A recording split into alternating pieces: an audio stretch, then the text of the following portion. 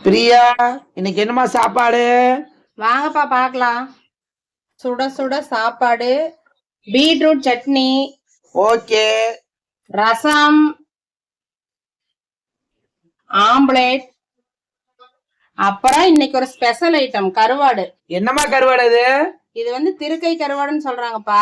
இது வந்து நல்லா டேஸ்டா இருக்கும். சரி, குழந்தைகளுக்கு எல்லாம் நல்லா கொடுக்கலாம், முள் இல்லாம இருக்கும். சரி. இது சாப்பிடறதுனால மூட்டு வலி, கைகால் வலி, முதுகு வலி எல்லாம் வராதாங்க. அதனால இது லேடிஸ் தான் அதிகமா சாப்பிடணும். இது சாப்பிடறதுனால ரொம்ப உடம்புக்கு நல்லது. சரிம்மா, அப்ப எல்லாரும் வந்து முடியாதவங்க எல்லாம் சாப்பிடுங்க, உடம்புக்கு நல்லது இது.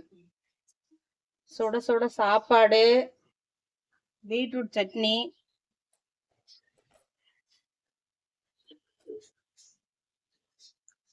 ஆம்லேட்டு,